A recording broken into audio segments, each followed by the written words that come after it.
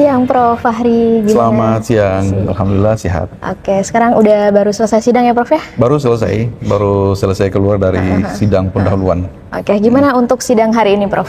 Ya alhamdulillah semua berjalan dengan lancar, tertib, kemudian pokok-pokok permohonan telah kami kemukakan secara gamblang dalam untuk persidangan. Untuk pokok permohonan mungkin bisa dijelaskan sedikit Prof? Iya, garis besarnya seperti ini bahwa memang ada kecenderungan perubahan batas usia minimum untuk menjadi hakim konstitusi itu dilakukan secara berubah-ubah, ya. Mulai dari Undang-Undang 24 2003, kemudian 8 2011, terakhir 7 2020 itu selalu berubah-ubah. Sehingga kami sebagai warga negara yang telah mempunyai kualifikasi untuk bisa dicalonkan jadi hakim konstitusi itu terbentur dengan perubahan politik legislasi yang kecenderungannya sangat cepat berubah gitu ya. Jadi kita tidak punya semacam pola pengaturan yang konstan, yang tetap gitu.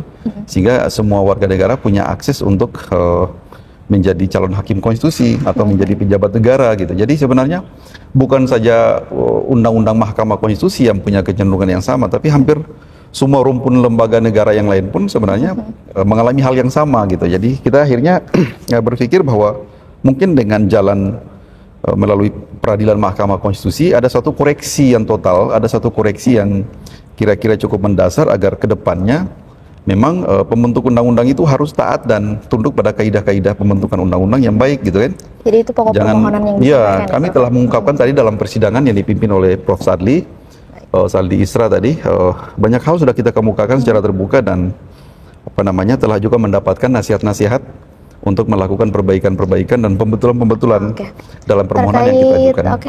Terkait saran-saran dari hakim-hakim tersebut, tanggapan dari Prof apa? Iya, sangat positif gitu ya. Jadi mulai dari posita gugatan, posita permohonan, kemudian sampai dengan petitum, semua itu dilakukan dalam kerangka untuk bagaimana agar permohonan itu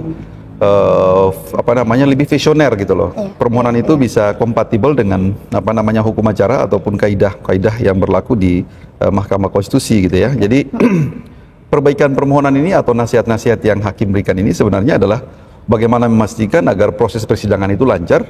Kemudian yang kedua, permohonan itu menjadi jelas dan terang. Jangan sampai terjadi bias, jangan sampai terjadi obskur gitu kan.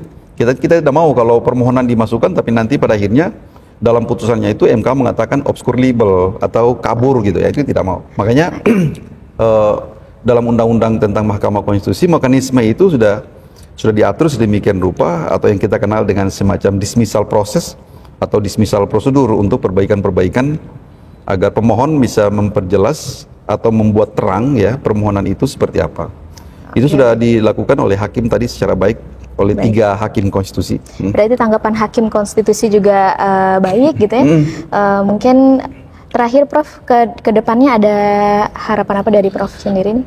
Iya, kita akan mempergunakan atau memaksimalkan waktu yang diberikan sesuai dengan ketentuan hukum acara yaitu 14 hari ya. Tadi saya juga sudah berdiskusi dengan kuasa hukum ya, yaitu Pak Victor Santosa Tandiasa tadi kita sudah mencatat semua masukan-masukan dari majelis hakim agar dilakukan perbaikan. Jadi kita targetkan mungkin sebelum 14 hari, permohonan perbaikan itu sudah kita masukkan agar bisa diperiksa dan diadili sebagaimana mestinya. Baik. Terima kasih Prof waktunya. Terima kasih. Sama-sama. Selamat siang.